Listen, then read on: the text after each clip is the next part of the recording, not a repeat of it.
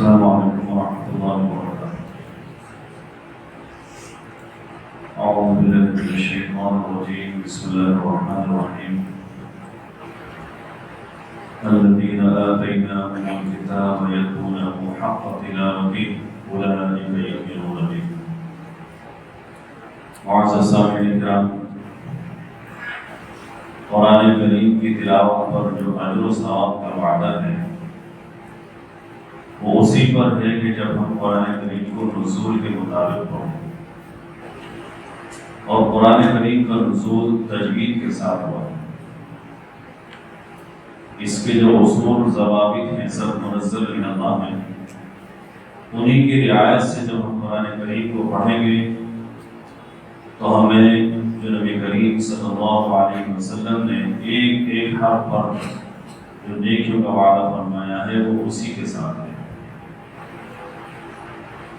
آپ حضرات بہت مبارکباد کے مستحق ہیں کہ اللہ تبارک و تعالی نے آپ کے سینوں کا انتخاب اس قرآن کریم کے لیے فرمایا، اور میں ایک حدیث کی روشنی میں آپ حضرات کو یہ بتانا چاہتا ہوں کہ اللہ تبارک و تعالی کے نزدیک آپ حضرات کے لیے اس سے بڑھ کر کوئی اور دولت نہیں ہو سکتی،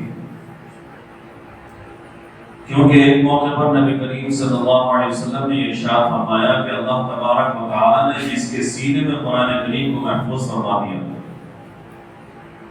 اگر وہ کسی کی دنیاوی کسی نعمت پر اس کے اوپر فخر کرتا ہے کہ یہ تو بہت بڑا نصیب والا ہے، اس نے قرآن کریم کی توہین کی۔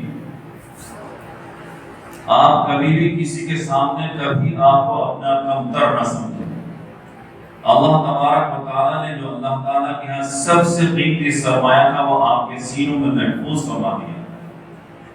میں مبارکبادی پیش کرتا ہوں ہمارے صدر صاحب اور مرکزی ذمہ دار حدیث ہند کے ذمہ داران کو کہ انہوں نے یہ سلسلہ محض مخلصانہ طور پر شروع فرمایا، اور ان کے مخلص ہونے کی سب سے بڑی دلیل یہ ہے کہ بنا کسی تفریق مذہب و ملت کے تمام مدارس کے طلباء اس میں شرکت کرتے ہیں، اور ہر ادارے سے ان حضرات کی کوشش رہتی ہے کہ ہر ادارے سے اچھے استاد کا ہم حکم کے لیے انتخاب فرمائیں۔ یہ حضرات کے انتہائی مخلص ہونے کی دلیل ہے۔